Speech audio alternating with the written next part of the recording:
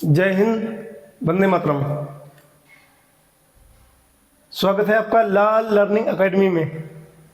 राष्ट्र हित में शिक्षा बहुत जरूरी। आइए आपको समझने, पढ़ने और आगे बढ़ने के लिए कुछ एनसीईआरटी फैक्ट, कुछ तथ्य जो समझने और समझाने की कोशिश करते हैं। तो आज हमने एनसीईआरटी की एक बुक ली है जिसकी विवेचना करेंगे, जिससे आपके भी काफ़ी डाउट्स क्लियर होंगे और हमारे भी डाउट क्लियर होंगे। तो ज्ञान में वृद्धि करने के लिए आइए चलते हैं। पहला चैप्टर हमारा, कैसे पहचाना चींटी ने दोस्त को। ये क्लास 5 का पहला चैप्टर है, कैसे पहचाना चींटी ने दोस्त को। कुछ एक्टिविटी होती हैं, जैसे यहाँ हुआ, अगर तुम मैदान में बैठे हो, खाना खा रहे हो और चील आकर फुर्ती से तुम्हारी रोटी छीन ले गई। चलिए, अब जानवरों के बारे में, खाते समय तुमसे कुछ मीठा जमीन पर गिर गया और कुछ ही पल में वहां चींटियों का झुंड इकट्ठा हो गया। ऐसा क्यों होता है, कभी ये सोचा आपने? चलिए, एनसीईआरटी के फैक्ट्स क्या कहते हैं। जानवरों में भी देखने, सुनने, सूंघने और महसूस करने की शक्ति होती है भाई। जानवरों में भी देखने, सुनने, सूंघने और महसूस करने की शक्ति होती है। कोई जानवर मीलों दूर से शिकार को देख सकता है, मतलब उसकी देखने की शक्ति ज्यादा तेज है। कोई हल्की से हल्की आहट को भी सुन सकता है, मतलब उसकी सुनने की शक्ति बहुत तेज है महसूस करने की। कोई जानवर अपने साथी को सूंघकर ढूंढ लेता है। ना जानवरों की जब दुनिया। चलिए, अब सवाल आता है, कैसे पहचाना साथी को। यहाँ कुछ चींटियों की बात हो रही है, जो ये देखिए एक लाइन बना के जा रही हैं। चलिए, कैसे। एक चींटी अपने रास्ते पर जा रही थी, अचानक अपने सामने दूसरी टोली की चींटी को देखकर वह झट से अपने बिल की तरफ वापस दौड़ी और बिल के बाहर पहरा दे रही चींटी ने उसे पहचान लिया और बिल में घुसने दिया। अब चींटी ने कैसे पहचाना होगा कि ये हमारी झुंड की है, इसको बिल में जाने दो। अब चींटियों में, कीटों में भी कुछ प्रकार के होते हैं काम। ये कुछ होते हैं मजदूर टाइप के, जैसे इंसानों में मजदूर होते हैं वैसे चींटियों में भी मजदूर होते हैं। कुछ खाना लाने का काम करते हैं, खाना। कुछ रखवाली का काम करते हैं, रखवाली। कुछ रखवाली का काम करते हैं। तो अभी हम आगे समझते हैं कि जो ये चींटियां कीटों को, चींटियां हो या कीट हो, इनको कैसे समझेंगे, इनके क्रियाकलाप को कैसे समझेंगे। चलिए, अब समझते हैं। अब ध्यान से, बिना किसी चींटी को नुकसान पहुंचाए उस कतार के बीच कुछ पेंसिल से कुछ देर चींटियों का रास्ता रोके। ये चींटियां जा रही हैं भाई, चलो पेंसिल से इनका रास्ता रोक दिया। अब देखो चींटियां कैसे चलती हैं। बहुत साल पहले एक वैज्ञानिक ने इसी तरह के कई प्रयोग किए थे और वे इस नतीजे पर पहुंचे कि चींटियां चलते समय जमीन पर कुछ ऐसा छोड़ती हैं जिसे सूंघकर पीछे आने वाली चींटियों को रास्ता मिल जाता है भाई। अब मान लीजिए कि कोई ये चींटियां जा रही भाई, इनके पैर हैं, तो जो आगे चल रही है वो कुछ ऐसी गंध छोड़ती है जिनको सूंघकर पीछे वाली चींटियां जो हैं ये समझते हैं कि आगे हमारी लीडर जा रही है, हमारी गैंग, हमारी कतार की चींटियां इसी लाइन से गई हैं, इसलिए ये उनका अनुसरण करती हैं। जैसे ये देख लीजिए, जो गैंग में जो आगे होगी वो कुछ इस प्रकार की गंध छोड़ेगी, कुछ पदार्थ छोड़ेगी, जिसके पीछे आने वाली चींटियां उनको सूंघती हैं या महसूस करती हैं और उसी चींटी के रास्ते को अनुसरण करती हैं। अब यहाँ पे एनसीईआरटी का एक अच्छा फैक्ट है, मैं रेशम का कीड़ा हूं। ये जो कीड़ा दर्शाया गया, ये रेशम का कीड़ा होता है। आप देख लीजिए, मैं रेशम का कीड़ा हूं, मैं अपनी मादा को उसकी गंध से कई किलोमीटर दूर से पहचान लेता हूं। ये पुरुष है, ये अपनी बात बता रहा है, ये पुरुष कीड़ा है। ये अपनी पहचान बता रहा है, अपनी खूबी, अपने गुण बता रहा है कि मैं रेशम का कीड़ा हूं, मैं अपनी मादा को, पार्टनर को उसकी गंध से कई किलोमीटर दूर से पहचान सकता हूं। चलिए, इसी प्रकार सड़कों के किनारे कुत्तों की अपनी जगह बटी होती है। ये देखिए भाई, कुत्ता दर्शाया गया सड़क किनारे एक पौधे के नीचे कुछ सूंघ रहा है, ठीक है। एक कुत्ता दूसरे कुत्ते के मलमूत्र की गंध से जान लेता है कि उसके इलाके में बाहर का कुत्ता आया था। वो मलमूत्र करते हैं, कुछ गंध छोड़ देते हैं, जिससे अगर कुत्ता सूंघता है तो जान जाता है कि भाई हमारे क्षेत्र में कोई बाहरी कुत्ता आया था। ये देखिए, ये पहचानने की कोशिश कर रहा है भाई कि हमारे क्षेत्र में आया कौन था।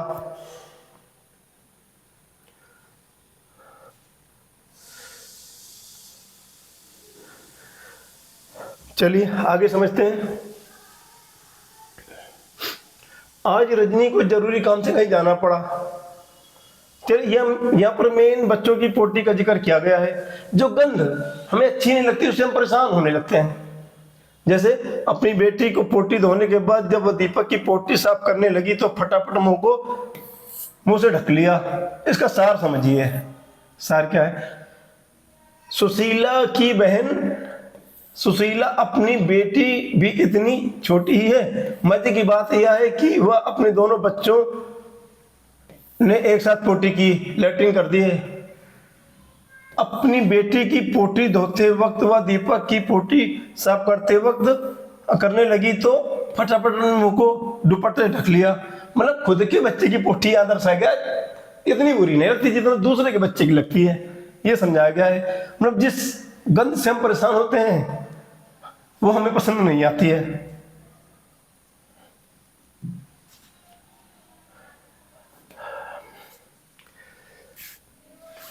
यहां पर पक्षियों के बारे में दिया गया भाई, देखते हैं। ऐसे कुछ पक्षियों के नाम जिनकी आंखें सिर के दोनों तरफ होती हैं। इन पक्षियों की आंखों का आकार उनके सिर की तुलना में कैसा होता है? दोनों तरफ होती हैं।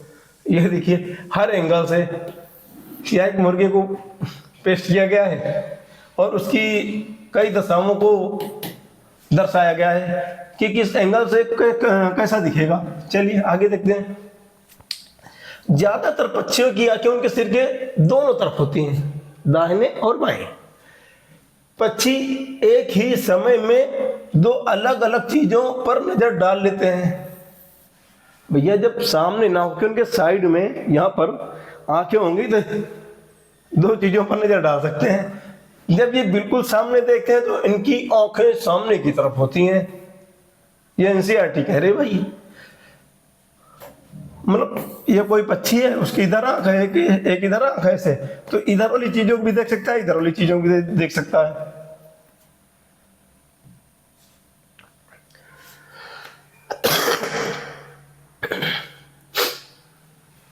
यहां पर देखिए जो मुख्य फैक्ट है, चील, बाज और गिद्ध जैसे पक्षी हमसे 4 गुना तेज देख पाते हैं। मतलब दूर तक जो चीज हमें 2 मीटर की दूरी से दिखाई देती है वह चीज ये पक्षी 8 मीटर दूरी से देख सकते हैं। अब आपसे सवाल पूछ सकता है कि ऐसे कौन से पक्षी हैं जो हमसे 4 गुना ज्यादा देख सकते हैं? तो आपका उत्तर है चील, बाज और गिद्ध। जैसे चील,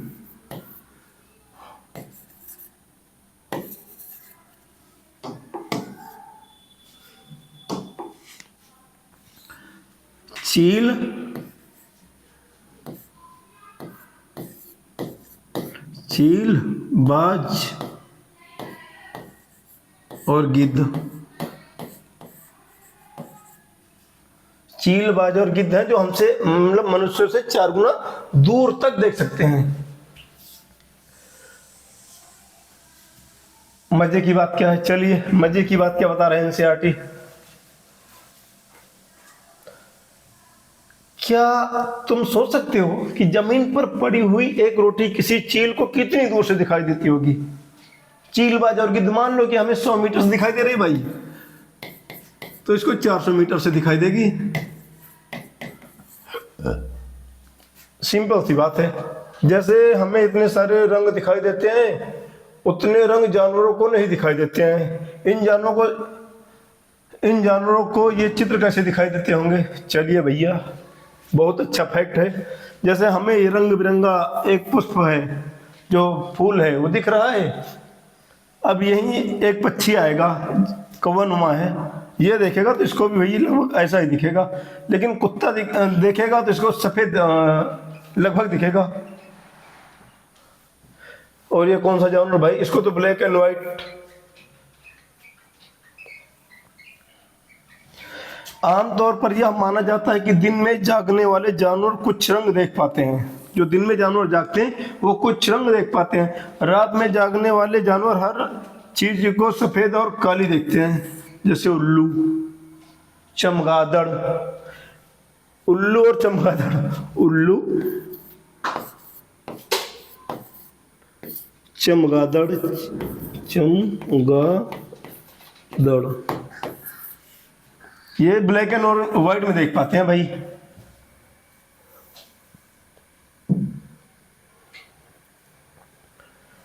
चलिए आगे देखते हैं।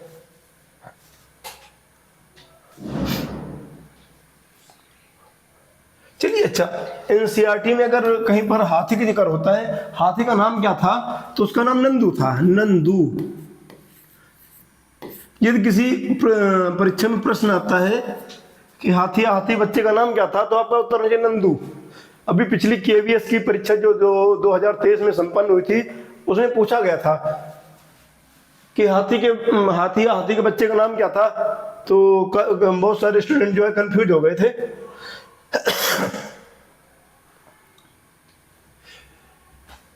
चलिए यहां पर बहुत अच्छा फैक्ट है, समझने की कोशिश करते हैं। सांप भी कुछ ऐसे ही सुन पाते हैं, उसके बाहरी कान नहीं होते हैं भाई। सांप के बाहरी कान नहीं होते हैं, मतलब सांप सुन नहीं सकता है, कंपन या कई चीजों को महसूस कर सकता है। जमीन पर हुए कंपन की को ही सुन पाता है। यदि मान लीजिए कहीं सांप, ये भाई साहब कहीं लेटे हैं और आप जा रहे हो, तो आपकी जो पैरों की धमक है, जो उससे कंपन, जो वाइब्रेशन होता है, उससे ये अंदाजा लगाता है कि भाई हमारे आसपास कोई गुजर रहा है, कोई निकल रहा है, कोई आ रहा है, हमें खतरा है। चलिए अब यहां पे एक दृश्य दिया गया है, समझने की कोशिश करते हैं। इससे इस फैक्ट का क्या महत्व है, क्या संबंध हो सकता है। अलग अलग आवाजों के बारे में समझेंगे हम। जंगल में ऊंचे पेड़ पर बैठा लंगूर, ये लंगूर है भाई।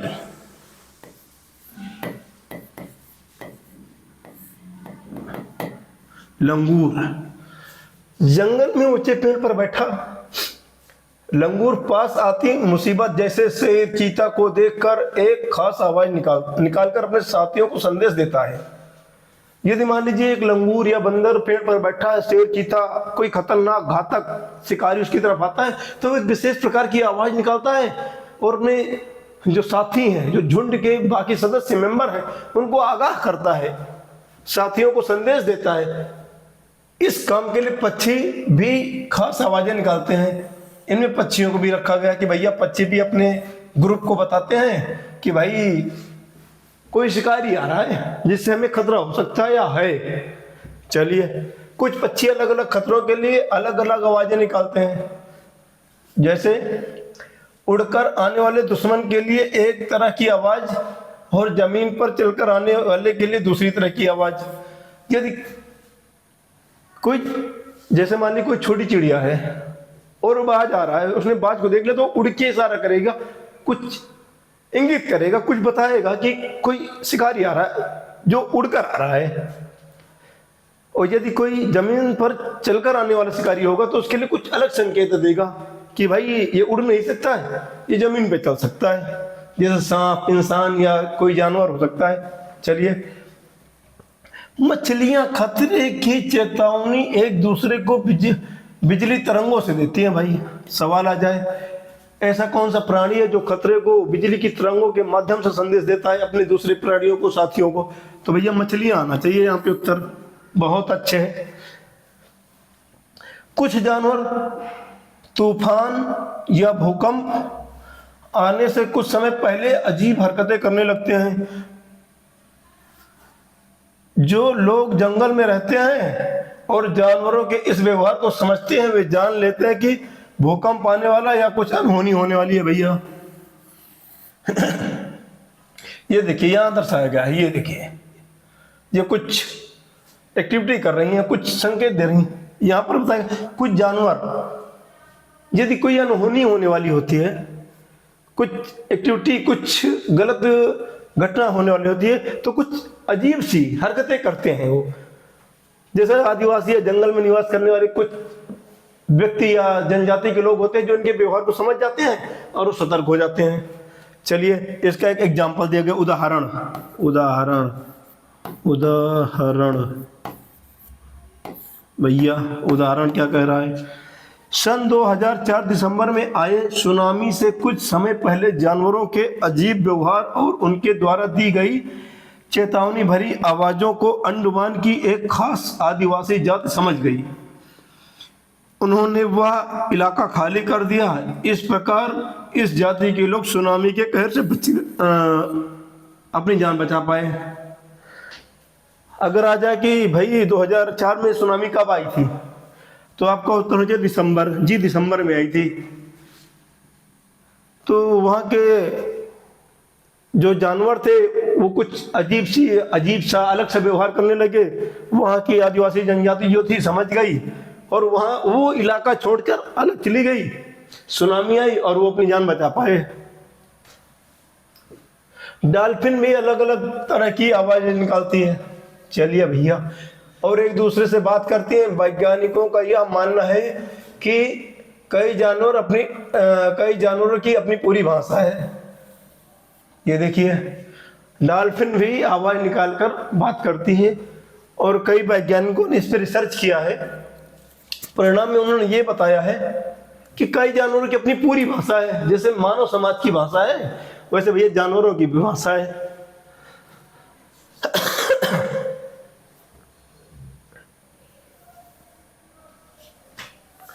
अब स्लॉथ के बारे में, स्लॉथ ये भैया स्लॉथ का चित्र है, बिल्कुल पेड़ से चिपका हुआ है। इसके बारे में कहा बहुत ही आलसी है भाई, बहुत ही आलसी है, कोई मतलब नहीं। पढ़ते हैं इसके बारे में।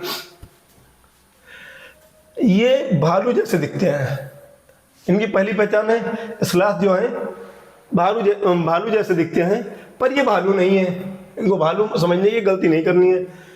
ये दिन के करीब 17 घंटे सोते हैं, पेड़ों से उल्टे लटक कर नहीं। ये दिन के करीब 17 घंटे पेड़ों से उल्टे सिर लटक कर मस्ती से सोते हैं भाई। ये पेड़ में उल्टे लटक जाएंगे, सर नीचे पैर ऊपर, और लगभग 17 घंटे सोएंगे। इसलिए ये जिस पेड़ पर रहते हैं उसी पेड़ के पत्ते खाकर पड़ते हैं भैया। जिस पेड़ पर रहेंगे उसी के पत्ते खाएंगे और फिर सो जाएंगे, उल्टे लटकेंगे और सो गए भाई। ये कितने आलसी होंगे। इसलिए इन्हें कहीं और जाने की जरूरत ही नहीं पड़ती भाई। जब 17 घंटे खाएंगे, 1-2 घंटे अपना भोजन करेंगे, उसके 1-2 घंटे इधर एक्टिविटी कर लेंगे भाई, हो गई 24 घंटे। जब ये अपने पेड़ के सारे पत्ते खा लेते हैं तब वे पास के पेड़ पर जाते हैं। लगभग 40 वर्ष के अपने पूरे जीवन में ये मुश्किल से 8 पेड़ पर घूमने की तकलीफ उठाते हैं। ये सप्ताह में एक बार सोच के लिए पेड़ से नीचे उतरते हैं भैया। इतने ज्यादा लापरवाह। 40 साल का इनका लगभग जीवन काल है, 40 वर्ष इनका जीवन काल कितना है? 40 वर्ष। और 40 वर्ष में ये लगभग 8 पेड़ पर जाते हैं, 8 पेड़ सप्ताह में एक बार। सोच,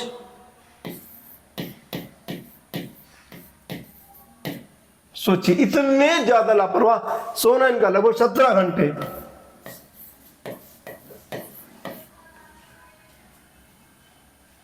सोचिए कितने ज्यादा लापरवाह। इस्लात, ये देखिए इस्लात के बारे में एक चित्र बनाया, ग्राफ बनाया गया है, ये समय दर्शाया गया है। इस्लात का जगना 24 घंटे का, ये 6 घंटे।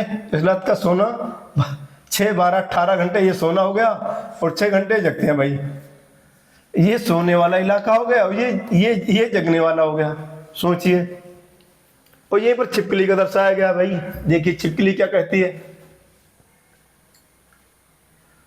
ये छिपकली का ग्राफ दिया गया है।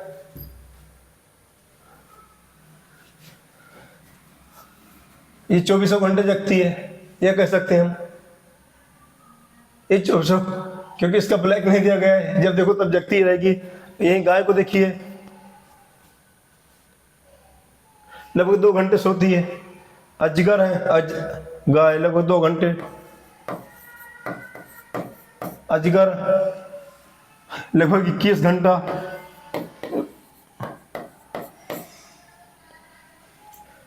एक, दो, तीन, चार, 5, 6, 7, 8, 9, 9 दूनी 18, 18 घंटा।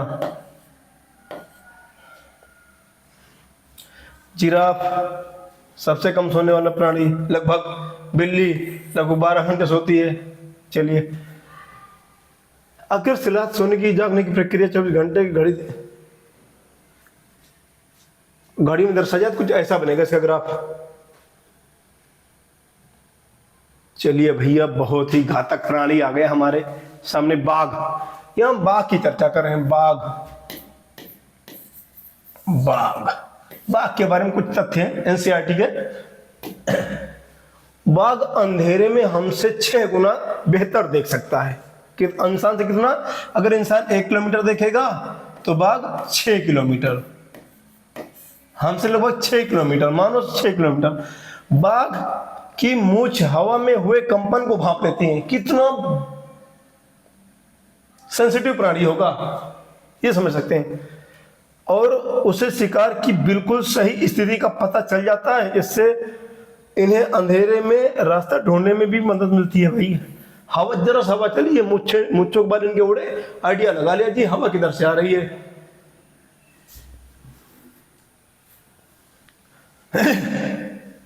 और शिकार करने में इन्हें आसानी मिलती है। बाघ अपने इलाके में मूत्र करके अपनी गंध छोड़ जाते हैं। यह इलाका कई किलोमीटर बड़ा हो सकता है। एक बाघ किसी दूसरे बाघ के मूत्र की गंध को झट से पहचान लेता है, और फिर उस इलाके में घुसना है या नहीं है उस बाघ की मर्जी पर निर्भर करता है। भाई ये अपना इलाका बताने के लिए लैट्रिन पेशाब मतलब मलमूत्र छोड़ देते हैं। दूसरा बाघ अगर उस क्षेत्र में आता है, सूंघता है, उसे पता चलता है यहाँ पर कोई बाघ रह रहा है। फिर दूसरे बाघ के इलाके में उसको घुसना या नहीं, ये उसकी मर्जी पर निर्भर करता है। चलिए, बाघ मौके के अनुसार अपनी आवाज बदलता रहता है। गुस्से में अलग आवाज, तो बाघिन को बुलाना हो तो अलग आवाज।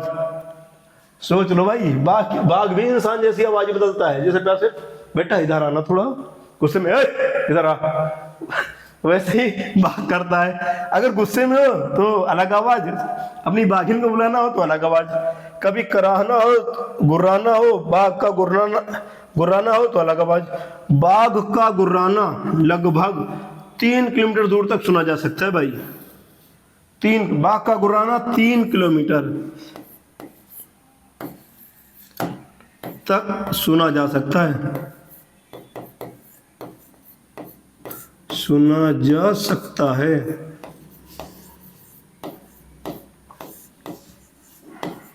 बाघ का गुर्राना, ये बाघ के लिए ठीक है। बाघ हवा से पत्तों के हिलने और शिकार के झाड़ियों में हिलने से हुई आवाज में अंतर को भांप लेता है। यदि हवा चलती है, पत्ते हिलते हैं, वो महसूस कर लेता है कि हवा से पत्ते हिल रहे हैं। यदि शिकार से कोई झाड़ी हिल रही है, उससे पत्ते हिल रहे हैं, तो वो महसूस कर लेता है भाई कि हवा से पत्ते नहीं हिल रहे हैं, ये किसी शिकारी से पत्ते हिल रहे हैं। ठीक है। बाघ के दोनों कान बाहर की आवाज इकट्ठा करने के लिए अलग अलग दिशाओं में बहुत ज्यादा घूम भी जाते हैं भाई साहब। बाघ के कान कई एंगल तक घूम जाते हैं। जिससे वो शिकार की स्थिति क्या है, किधर से आ रहा है, कितनी दूरी पर है, कितनी गति से आ रहा है, इन सब का एक अंदाजा लगा लेता है। ये एनसीईआरटी के फैक्ट हैं। अगला, बाघ इतना सतर्क जानवर है, लेकिन इस सबके बावजूद वह खतरे में है भाई, क्योंकि संकटग्रस्त है। सोचिए, बाघ क्या है? संकटग्रस्त है, संकटग्रस्त,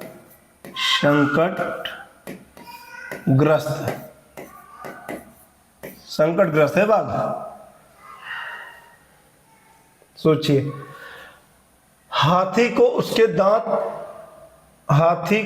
दांत, गैंडे को सींग, शेर, मगरमच्छ और सांप को उनकी खाल के लिए मार दिया जाता है। सोचिए, हाथी का शिकार क्यों किया जाता है? उसके दांतों के लिए। गैंडे को उसकी सींग के लिए, क्योंकि भैया वो एक सींग का गैंडा है, ये जो उसकी सींग होती है इसके लिए, क्योंकि इससे कई कम दवाएं बनती हैं, कई औषधियां बनती हैं, उसके लिए। शेर, मगरमच्छ और सांप को उनकी चमड़ी के लिए मार दिया जाता है। कस्तूरी हिरण को थोड़ी सी खुशबू के लिए मार दिया जाता है। जानवरों को मारने वाले लोगों को शिकारी कहते हैं। भाई है तो ये गलत कि ये भी प्राणी है, और जानवरों को मारने वाले लोगों को शिकारी कहते हैं। भाई जो दूसरों को शिकार करेगा उसको शिकारी कहते हैं। चलिए, अब एक यहाँ पे एनसीईआरटी का फैक्ट और दिया हुआ है।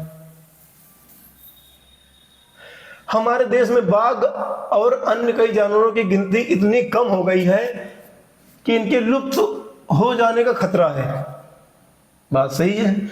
हमारे देश की सरकार इन्हें बचाने के लिए बहुत से जंगलों को सुरक्षा दे रही है, जैसे उत्तराखंड का जिम कॉर्बेट नेशनल पार्क। अब यहाँ सवाल बनता है, जिम कॉर्बेट नेशनल पार्क कहाँ है? तो आपका उत्तर होना चाहिए उत्तराखंड जी, उत्तराखंड।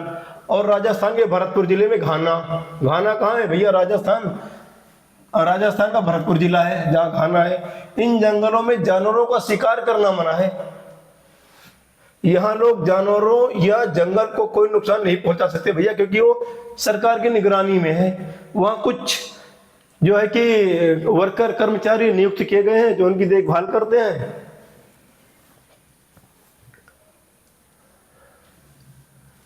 ये क्या बना दिया भाई? चलिए, अब सामान थोड़ा सा मोटा कागज, पेंसिल और कैंची। ये बच्चों की एक्टिविटी का एक चित्र बनाया गया है, आप भी बना सकते हैं। अगला क्या है? चैप्टर नंबर 2, सपेरों की कहानी। सपेरों की कहानी, चैप्टर नंबर 2। मैं हूं आर्यनाथ। यहां पर एक कहानी बताई गई है, और जो कहानी बता रहा है उसका नाम है आर्यनाथ। चलिए देखते हैं आगे।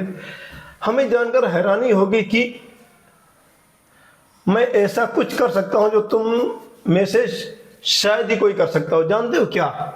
मैं बीन बजा सकता हूं, क्योंकि भाई सपेरा है, सपेरा बीन बजाता है। बीन कौन बजाता है? बीन कौन बजाता है? सपेरा। ठीक है। हाँ, मैं सांपों को अपनी बीन के धुन पर नचा सकता हूं। सांप सुनते नहीं है, कंपन पे नाचते हैं, धुन पे नहीं नाचते। यह कला मैंने अपने लोगों से सीखी, मतलब अपने पूर्वजों से सीखी है भाई।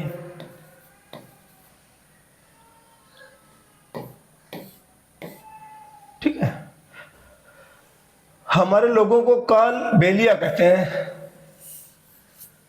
एक बहुत अच्छा कि सपेरों की जनजातीय जाति को क्या कहते हैं? तो काल बेलिया कहते हैं। मेरे दादा रोशननाथ जी हमारी जाति में बहुत मशहूर थे। बहुत आसानी से खतरनाक और जहरीले सांपों को पकड़ लेते थे। वे मुझे कई बार अपने बीते दिनों के किस्से अभी भी सुनाते हैं, और तुम्हें भी सुनाते हैं। सुननी है आपको कहानी? सुननी है आपको कहानी? चलिए सुनाते हैं। मेरे दादा परदादा सभी सपेरे थे। हमारी जिंदगी सांपों से जुड़ी रही। कंधे पर कांवड़ जैसी पिटाड़ी लटकाए हम एक गांव से दूसरे गांव घूमते। और यहां पर देखिए सांप को भी दर्शाया गया भाई, इतना लंबा सांप। फिर वहां पिटारी रखी, बांस की टोकरी खोली, उन लोगों को खेल दिखाई। ये कहानी है। जिसे आप एनसीईआरटी क्लास 5 का चैप्टर नंबर 2 पढ़ सकते हैं। चलिए अगला देखते हैं।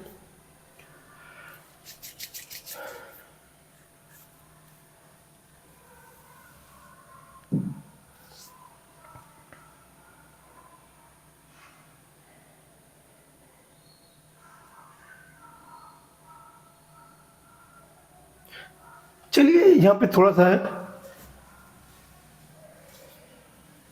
कैसे जहरीले सांपों को पहचानना है। उन्हें यह भी बताना है कि सांप तो किसान के दोस्त हैं। किसान का दोस्त किसे कहा गया है? किसे कहा गया है? सांप को। किसान का दोस्त कौन? सांप। सांप को किसान का दोस्त कहा गया है भाई। सांप ना हो तो खेतों में फसलों को चूहों से कौन बचाएगा भाई? चूहे तो फसल को खत्म। चलिए, एक नाच होता है कालबेलिया नाच, एक मुद्रा दी गई हुई। शपेरों की जनजातियों में होने वाले नाच को क्या कहेंगे? कालबेलिया नाच।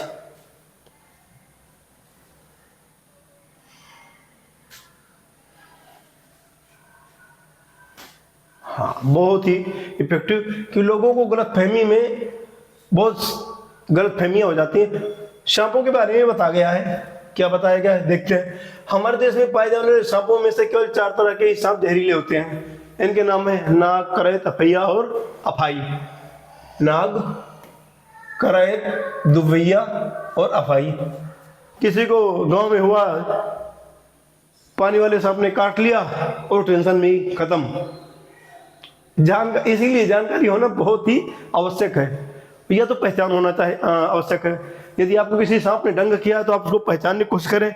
मोबाइल फोन है तो कैमरे से फोटो क्लिक करें, और डॉक्टर को दिखाएंगे तो उसको एंटीबायोटिक या जो भी दवाई देनी है उससे उसको बहुत ही मदद मिलेगी। तो चलिए देखते हैं। नाग, करैत, दुवैया और अफाई। नाग ऐसा दिखेगा भैया, ये दुवैया है, ये करैत महाराज हैं, और ये अफाई है। कुछ ऐसे हो सकते हैं। अब इनका आकार निश्चित नहीं है, बच्चा होगा छोटा, बूढ़ा होगा तो बड़ा, ये हो सकता है। चलिए, जब सांप किसी काटता है तो उसके 2 खोखले जहर वाले दांतों से उस व्यक्ति के शरीर में जहर चला जाता है। उसके जो दांत होते हैं जिनमें जहर होता है वो साइड में होते हैं, वो खोखले होते हैं। जब इंसान के अंदर डंक करता है तो खोखले दांत भी मांस में घुसते हैं और उसका ऑटोमेटिक जहर वहां से रिसाव होता है और वो आपकी बॉडी में चला जाता है, आपके शरीर में चला जाता है। ठीक है, चला जाता है। इस जहर से बचने का एक ही उपाय है, जिस व्यक्ति को सांप ने काटा है उसे तुरंत जहर के असर को खत्म करने वाली दवाई दी जाए। उस दवाई का नाम क्या है? सांपों के जहर के असर को खत्म करने वाली दवाई का नाम है सीरम। सीरम, सीरम दी जाए। ये देखिए, यह सीरम सांपों के जहर से ही बनाया जाता है। और इसका निर्माण कहाँ होता है भाई? कहां से होता है? इसका जो प्राथमिक स्रोत क्या है? सांपों का जहर।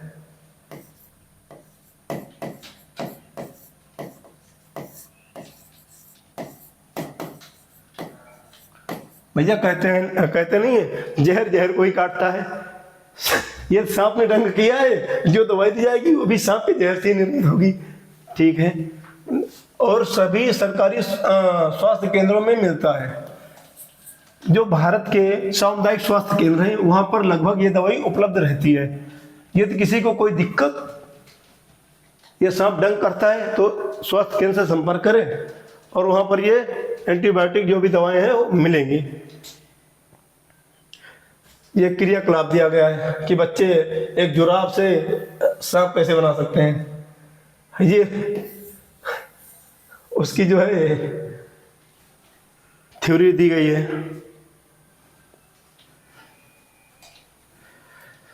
Thank you. हमारे चैनल को सब्सक्राइब करें।